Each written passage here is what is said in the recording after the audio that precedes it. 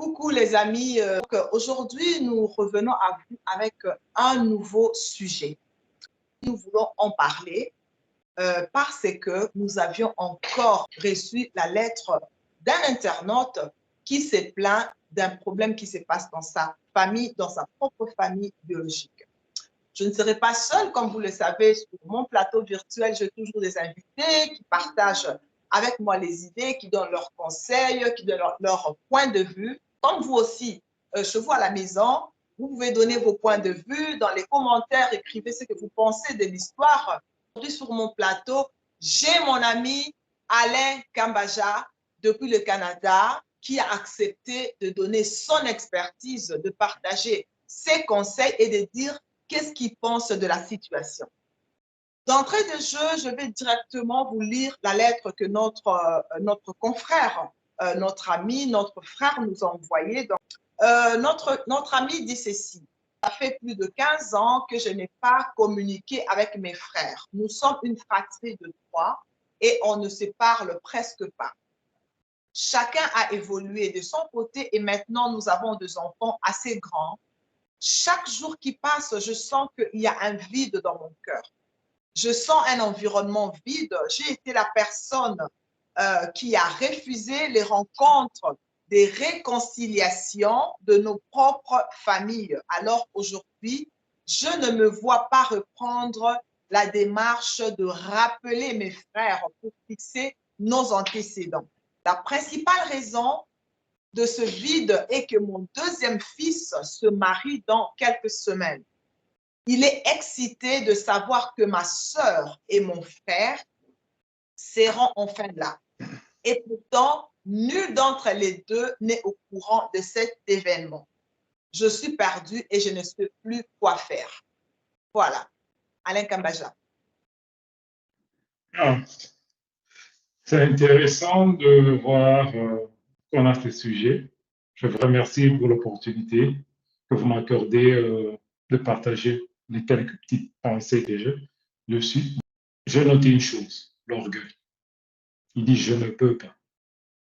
Bon, si tu ne peux pas, qui peut le faire?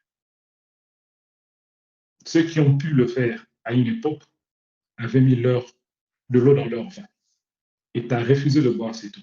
Maintenant, si et seulement si vous aimez votre fils et vous voulez après tout combler le vide que vous avez dans votre cœur, il serait agréable d'avoir le courage de prendre son téléphone et d'appeler. Je sais qu'on ne va pas vous recevoir les bras ouverts d'entrée. On va se dire, il cherche quoi? Pourquoi maintenant? Mais une chose est vraie, il faut dire la vérité. Tu dis, ça fait 15 ans qu'on n'a plus parlé. Mais mon fils est en train de se marier. Il est tellement excité de vous voir. C'est qu'il me met devant ma responsabilité que j'ai fait pendant tant d'années. Et j'aimerais corriger ici.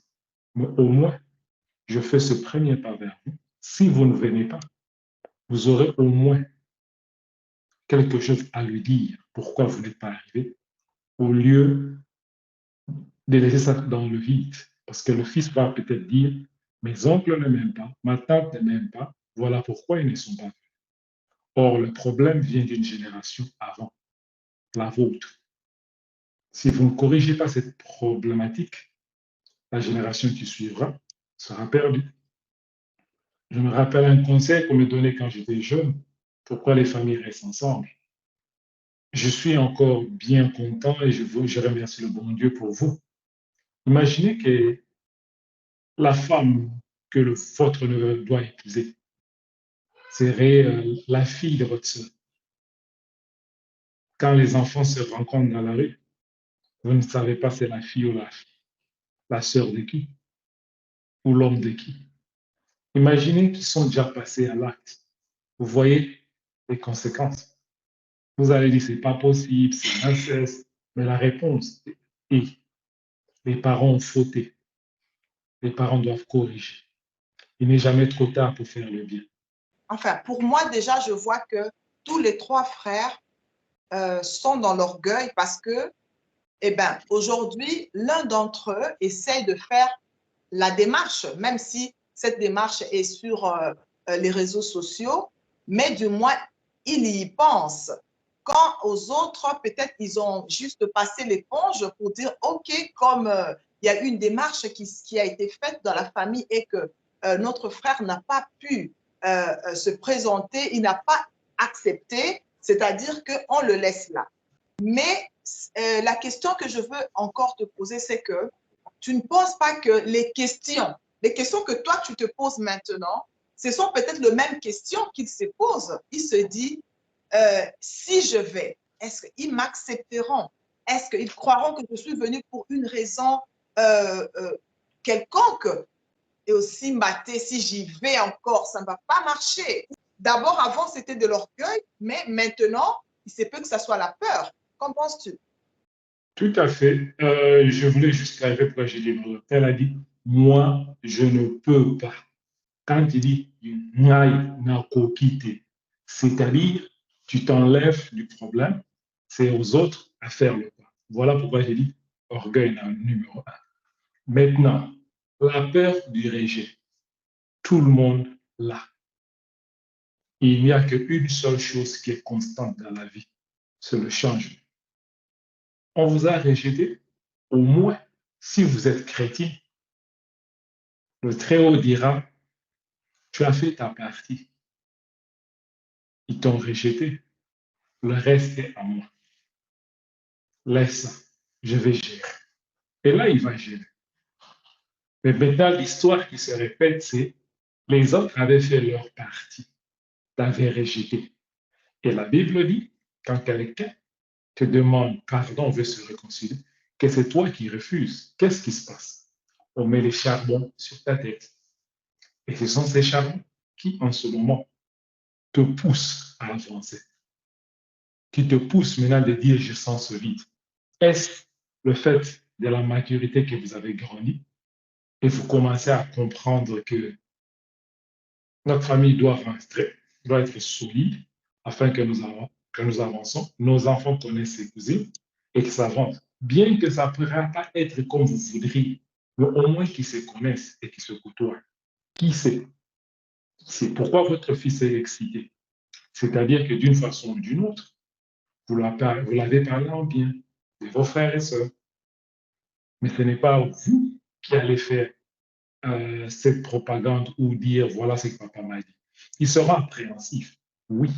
Mais lorsqu'ils entendront ce que le fils dira, papa m'a toujours dit ceci, papa m'a dit, malgré que c'est 15 ans, on parlait, il a toujours dit de bien de chez nous. Ça, c'est autre chose qui peut apaiser leur cœur. Et maintenant, la problématique qu'il a aussi, c'est dire, je ne sais pas ce que mes neveux pensent de moi. Qu'est-ce que ma soeur ou mon frère ont dit?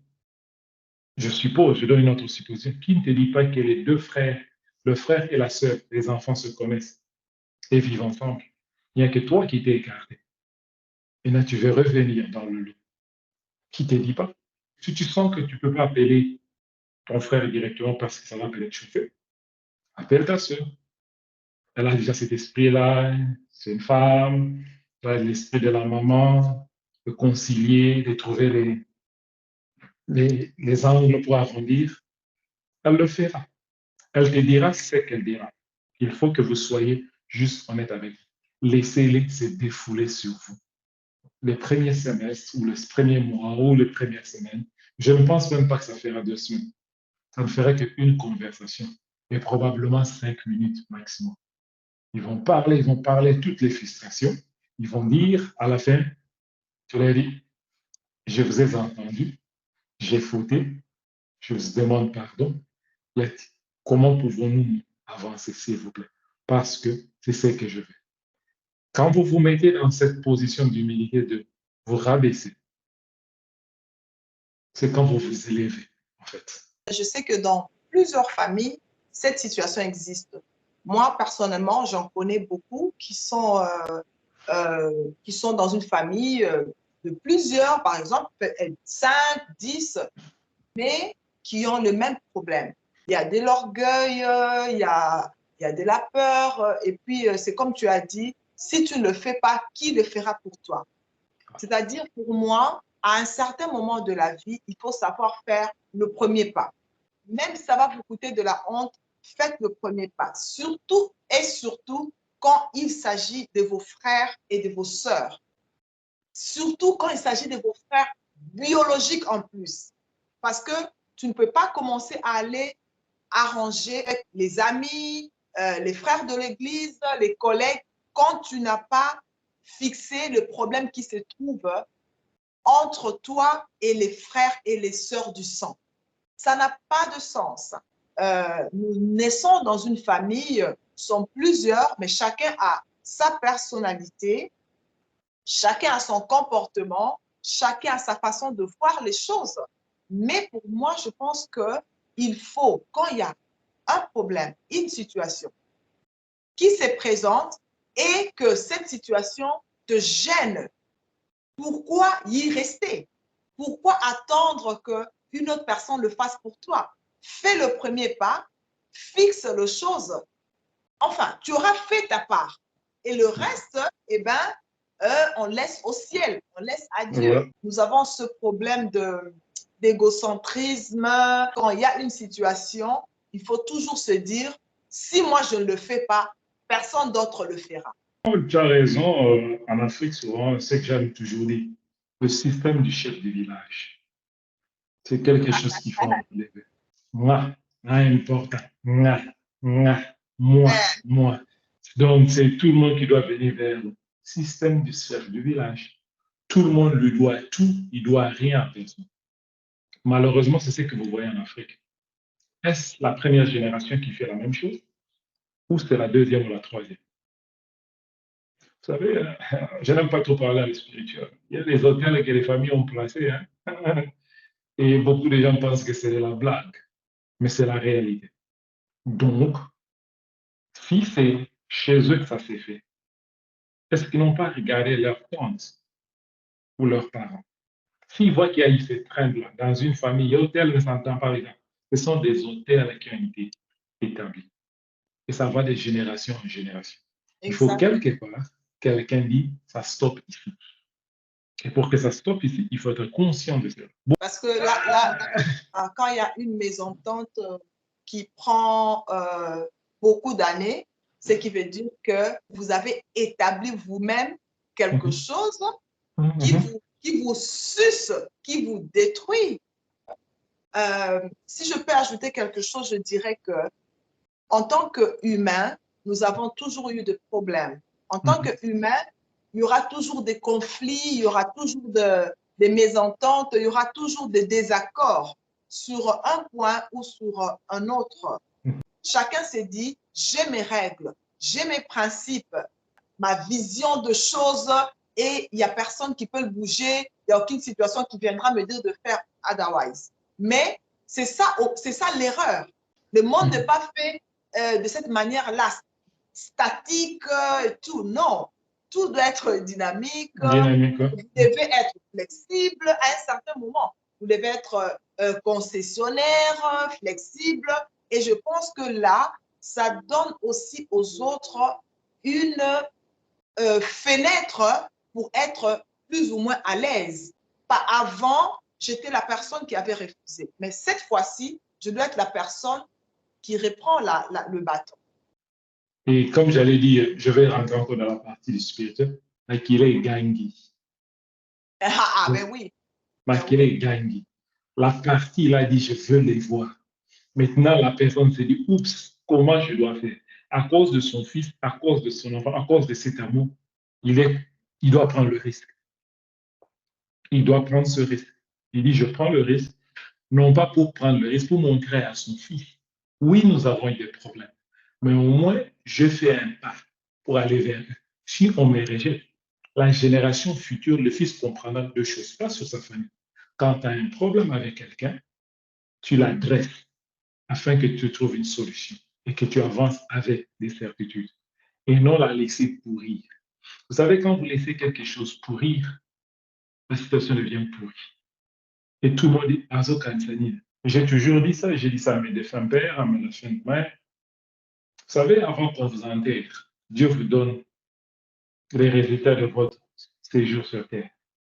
Si vous avez passé avec brio ou si vous avez échoué, il a quelque chose qui le chatouille. S'il ne l'adresse pas, le jour qu'il est en train de quitter cette terre des hommes, ce chagrin sera avec lui. Il faut s'en débarrasser. Il faut me rejeter la salaki panana.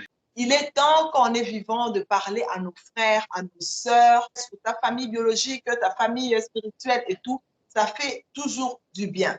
En tout cas, je te remercie beaucoup, Alain. Ton intervention, elle a été impeccable et top. Cherchez la paix avec tout le monde. Ça ne vous diminue en rien. Ça ne vous enlève rien. Comme je peux dire, ça vous donne la bonne santé. Comment donc? Tous les moyens sont bons pour chercher des solutions dans la vie. Si vous n'avez pas réussi dans votre famille biologique, dans votre famille spirituelle, peut-être un conseil de réseaux sociaux peut changer votre vie. Merci de nous avoir suivis. C'était Belfish Mawete avec mon invité Alain Kabajamounia depuis le Canada. Merci. Ciao.